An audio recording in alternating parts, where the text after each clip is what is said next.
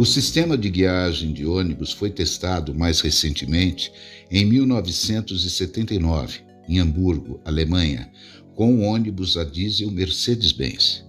Posteriormente, em 1980, esse sistema foi implantado na cidade de Essen, Alemanha, ao longo de 1,3 quilômetros de via, com ônibus articulados a diesel. Em maio de 1982, foi testado um projeto inovador na pista de testes da cidade de Rastatt, na Alemanha, com um ônibus elétrico biarticulado equipado com pantógrafo para contato com a rede aérea no fio positivo, e um terceiro trilho central para captação negativa de energia, além das canaletas para guiar o eixo de direção. A rede aérea também tinha um fio negativo em um trecho, para operar com o sistema de duas alavancas como se fosse um trólebus. Em 1986, esse sistema em Essen foi estendido a um trecho do corredor ao longo de um túnel, compartilhado com bondes e com 18 trólebus articulados híbridos. No entanto, foram implantados os dois conjuntos de rede para conectar os bondes e os trólebus separadamente. Os trólebus foram equipados com gerador a diesel para a operação em trechos sem rede aérea e sem canaleta de guiagem. Esse sistema guiado também foi introduzido em muitas cidades ao redor do mundo. Por exemplo, na cidade de Adelaide, Austrália, em 1986, e em Cambridge, no Reino Unido. Outra modalidade de guiagem foi desenvolvida pela Bombardier, na França. Desta vez, a guiagem era feita através de um trilho central, mas os veículos possuíam pneus, como um ônibus ou um trólebus normal. Um rolete era baixado sobre o trilho, com uma pressão de 75 quilos, para a guiagem do eixo de direção. No ano de 2000, foi implantado um corredor de 11 quilômetros de extensão na cidade de Nancy, na França, como uma melhoria do corredor exclusivo de trólebus, já existente. Nesse sistema, os veículos poderiam operar desconectados dos trilhos, implantados somente na área central da cidade, como um trólebus normal, e também em trechos sem a rede aérea com gerador a diesel.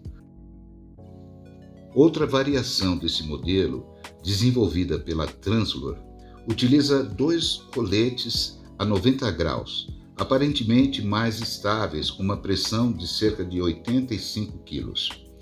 Em outras cidades, o sistema foi implantado como um VLT com pneus, equipado com pantógrafo em lugar das duas alavancas. Outra modalidade permite a guiagem através de um sistema de leitura óptica, seguindo as faixas pintadas na via. Uma câmera especial era instalada na frente do veículo acima da janela frontal. Esta modalidade foi implantada, por exemplo, no sistema de Castellón, na Espanha, e também em Bolonha, na Itália. Em São Paulo, o primeiro estudo para a implantação de ônibus guiados com roletes foi desenvolvido pela CMTC em 1987, no corredor ao longo do rio Tamanduateí até Vila Prudente e Oratório, na administração do prefeito Jânio Quadros. Porém, o projeto não foi implantado. A ideia do uso desse tipo de modalidade voltou em 1996, na campanha de candidatura do prefeito Celso Pitta, e apelidado com o nome de Fura-Fila. As obras do corredor se iniciaram em 1998, tanto no trecho da via sobre o rio Tamanduateí, como na instalação dos pilares do trecho em via elevada até o Sacomã. Paralelamente, foi instalada uma pista de testes em Interlagos, próximo ao cartódromo, com extensão de 1.200 metros. O protótipo do veículo biarticulado de 25 metros foi desenvolvido pela Volvo e a Marco Polo, com equipamento elétrico Powertronics e entregue em março de 1998.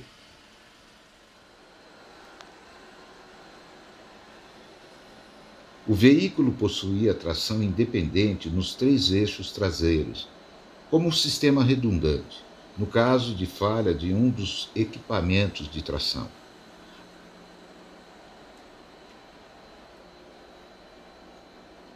A operação na pista de testes se iniciou em abril de 1998.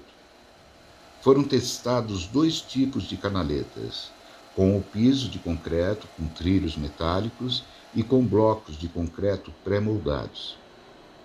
A rolagem nos trechos com blocos pré-moldados era muito mais suave, porém foi escolhida a outra alternativa para a implantação do corredor.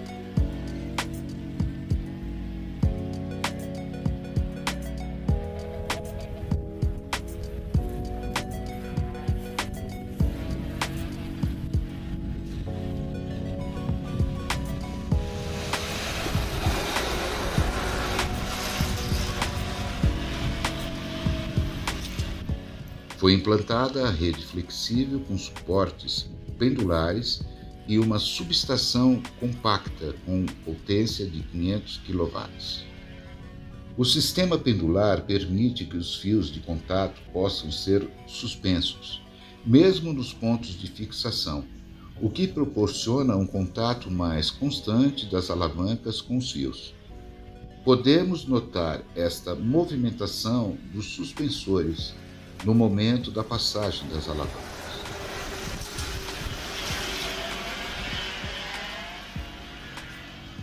Da mesma forma, nos trechos em curvas suaves, os suportes permitem a movimentação dos fios, tornando a rede totalmente elástica.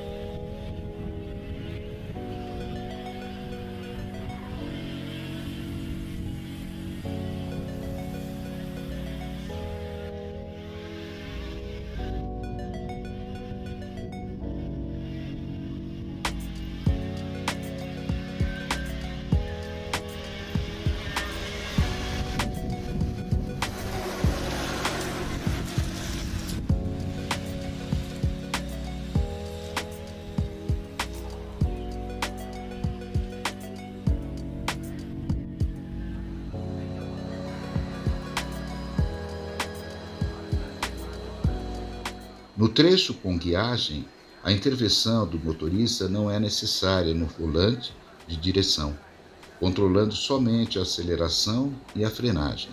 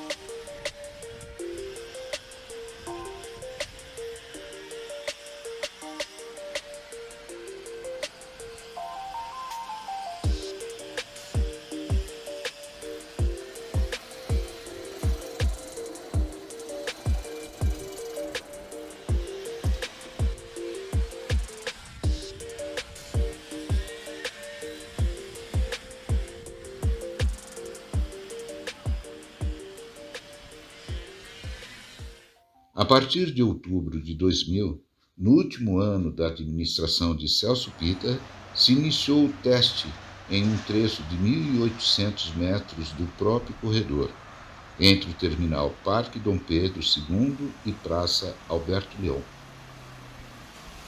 Foram utilizados 2 trólebus articulados, além do protótipo biarticulado.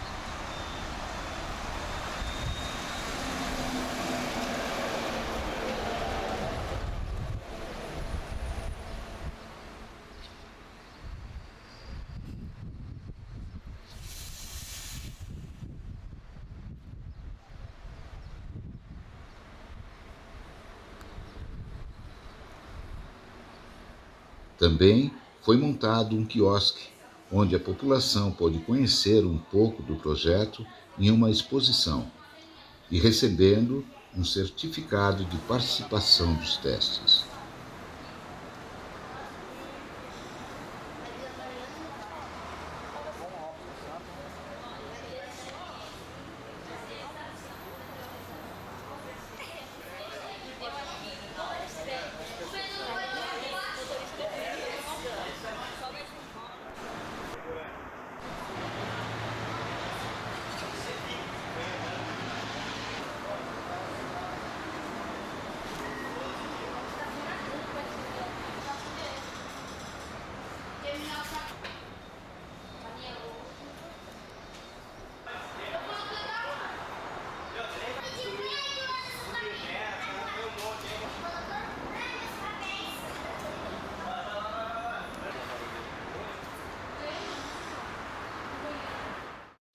No pátio do terminal, foi projetada uma estrutura metálica contínua, em forma de arco, onde seriam fixados os múltiplos tirantes para a complexa rede aérea, que seria instalada.